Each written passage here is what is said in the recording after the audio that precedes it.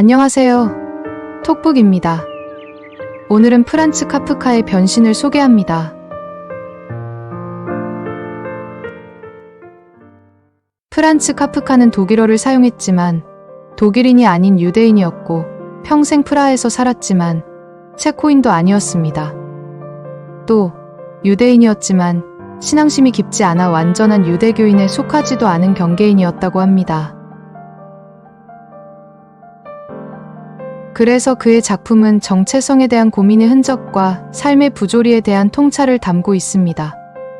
특히 변신에서 벌레가 된 주인공의 모습은 작가의 무의식 속에 있는 자기의 조각이 작품에 투사된 것으로 여겨집니다.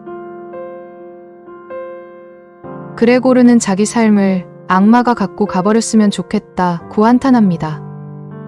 그는 영업직 외판 사원이 되어서 부모와 여동생의 생계를 책임지며 5년 동안 단 하루도 쉬지 않고 기계처럼 일해야만 했습니다.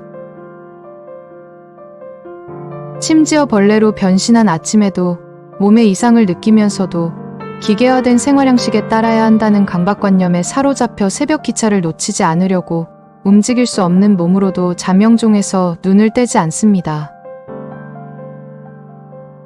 처음에는 변신한 그에게 가족들의 보살핌이 있었지만 시간이 흐르면서 가족들은 두려움과 혐오감을 느끼며 징그럽고 귀찮은 그가 사라지길 바라는 마음을 노골적으로 드러냅니다.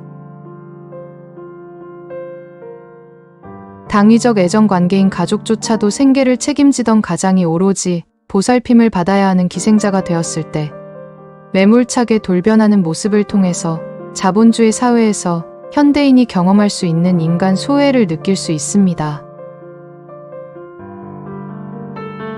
또한 자본주의 사회를 살아가는 대부분의 근로자는 획일화, 상품화, 부품화되는 모습을 통해서 노동을 삶의 의미를 발견하는 수단이 아닌 돈벌이의 수단으로 여기고 존엄성을 상실하고 있음을 생각하도록 합니다. 심지어 개인의 능력은 조직의 이익에 얼마나 기여했느냐, 경제적으로 효용 가치가 있느냐에 달렸기 때문에 만인은 만인에게 상품으로 전락할 수밖에 없다는 자본주의의 본질적인 문제는 우리의 삶을 지배합니다. 어쩌면 벌레는 돈에 의해 지배되지 않는 그레고르의 무의식적 자아가 아닐까요? 심리학자 융의 설명을 빌리자면 자본을 우선하는 사회의 폭압에 의해서 심하게 일그러진 혐오스러운 그림자, 섀도우일 것입니다. 그것은 가면을 쓰면서 기계화된 생활 양식에 맞춰 사느라 인정하지 않았던 억압된 자아로 더 이상 고된 직장 생활을 하면서 원하지 않은 삶을 살고 싶지 않다는 무의식의 발로로 탄생하였겠죠. 자기 내면의 그림자를 인정하는 것은 자신의 결함이나 상처를 마주하는 것입니다. 특히 자기다운 삶을 살기 위해서는 자신의 다양한 모습과 가치를 탐색하는 것이 중요합니다. 그러나 돈과 물질이 모든 가치를 압도하고 모든 가치가 경제적으로 교환되는 사회에서 다양한 가치의 추구는 너무 어려운 일입니다. 더 좋은 가면을 통해서 사회적 효용 가치를 높이는 데만 전념하니까요. 만약 우리 스스로가 우선하는 가치를 모른 채 자신이 정말 잘하고 원하는 것도 모른 채 부와 명예만 추구한다면 온전한 자기 통합은 불가능하지 않을까요? 그래서 우리를 둘러싼 환경에서 인간 소외를 야기하는 상품화, 부품화, 획일화에 관한 비판적 사유는 너무도 중요합니다. 사회 시스템에 매몰되지 않고 우리가 원하는 바대로 살아가야 하니까요.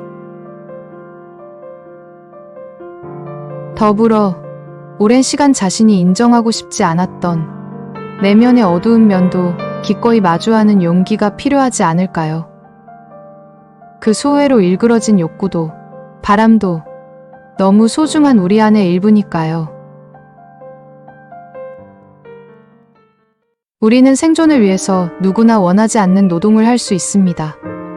하지만 그 노동이 삶의 전부는 아니지 않을까요? 그 노동이 우리의 능력과 잠재력을 평가하는 기준이 되어서는 안 되지 않을까요?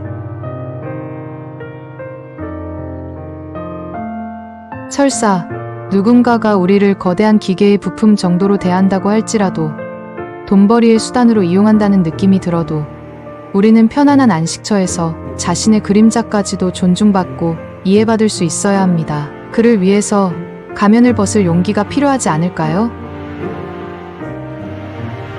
여러분을 위로하는 톡북. 여러분에게 힘이 되는 책을 소개합니다. 구독과 좋아요는 큰 힘이 됩니다. 다음에 또 만나요.